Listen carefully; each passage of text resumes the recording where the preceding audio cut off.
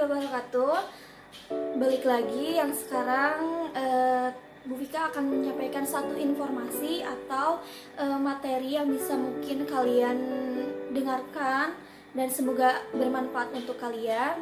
Nah, di video yang tadi Bu Vika sudah menjelaskan tentang bagaimana atau kalian pengetahuan tentang BK itu apa dan mungkin tujuannya apa dan kedepannya pencapaiannya apa. Nah, sekarang tentunya kalian sekarang sudah kelas 6 di kondisi seperti ini atau di situasi seperti ini dalam pembelajaran jarak jauh yang tentunya mempunyai banyak hambatan, mempunyai banyak masalah atau mungkin gaya belajar atau semangat belajar kalian menurun. Tentunya kalian berpikir atau ingin mengetahui bagaimana sih supaya semangat belajar kita itu tidak menurun dan bagaimana untuk kita bisa tetap semangat dalam belajarnya. Nah, di sini Bu Vika akan memberikan tips atau kenapa sih semangat belajar kita itu bisa menurun dan bagaimana caranya supaya kita tetap semangat belajar walaupun dengan pembelajaran jarak jauh atau belajar online. Di pembelajaran jarak jauh ini atau pembelajaran online ini terkadang membuat kita merasa jenuh atau membuat kita merasa bosan karena yang kita hadapi atau kita belajar yang melalui laptop atau melalui kita sering berhadapan atau sering melihat layar handphone yang membuat kita atau yang bisa membuat mata kita semakin rusak, atau kalau misalkan kita tidak bisa mengatur atau bagaimana keseringan atau terlalu sering kita melihat atau terlalu sering kita melihat layar laptop itu akan membuat mata kita semakin lelah. Tentunya tidak hanya itu, rasa bosan yang kita hadapi juga harus kita tangani bagaimana tidak terpengaruh atau semangat belajar kita itu tidak semakin turun. Nah, kita di sini belajar bareng-bareng bagaimana sih caranya menumbuhkan atau menjaga semangat belajar kita. Nah, tentunya ada beberapa hal yang bisa mempengaruhi diri kita dalam menumbuhkan atau menjaga semangat belajar kita. Yaitu faktor-faktor kenapa sih yang bisa menumbuh apa saja sih yang bisa menumbuhkan atau yang mempengaruhi diri kita, yaitu yang pertama itu faktor internal. Faktor internal itu ada fisik dan faktor psikisnya.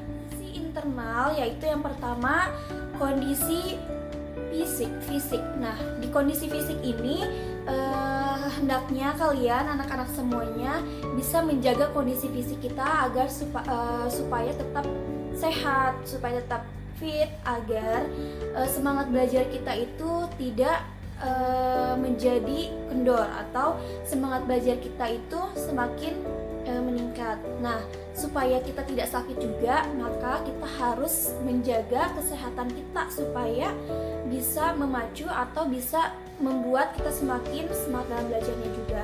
Nah, selain itu, tentunya ketika kita sakit atau kita mempunyai gangguan dalam fisik kita, entah itu kita merasa demam atau kita merasa ada gatal-gatal atau gangguan fisik lainnya, tentunya itu bisa membuat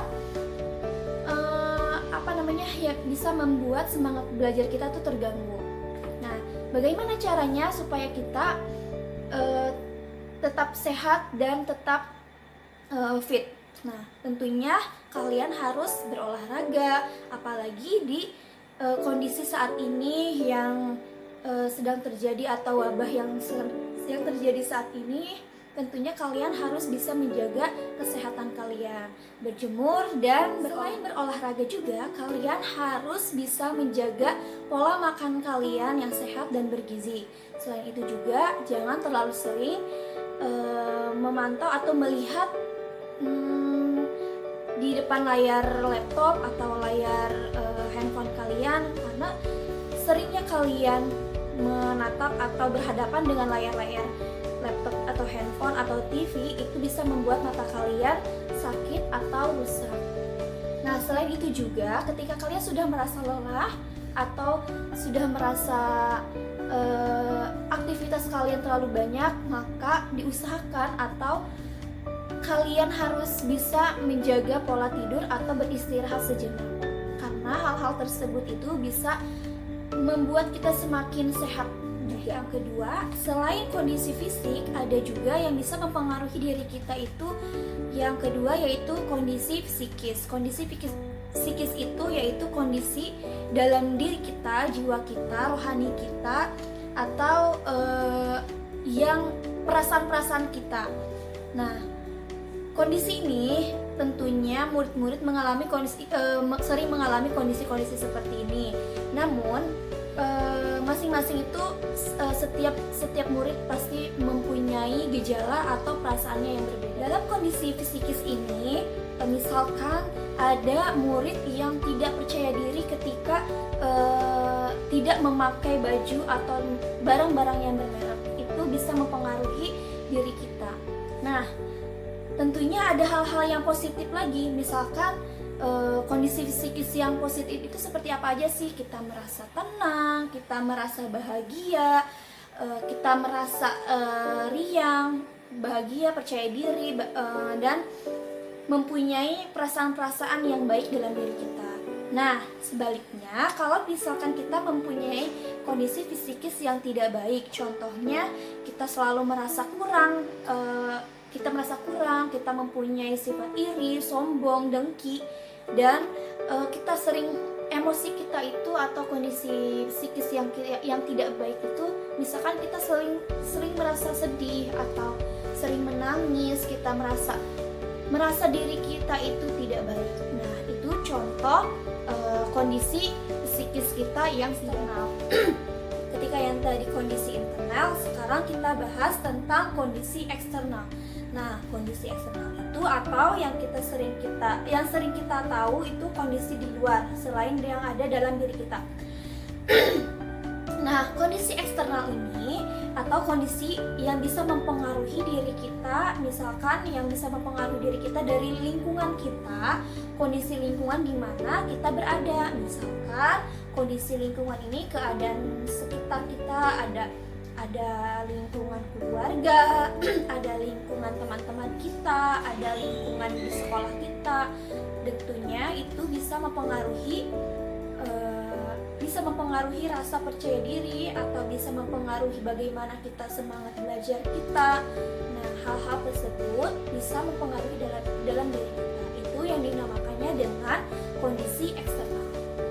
Di sini kita akan bahas kondisi apa sih yang dapat meningkatkan prestasi belajar kita atau semangat belajar kita. Tentunya tadi yang sudah dibahas di awal.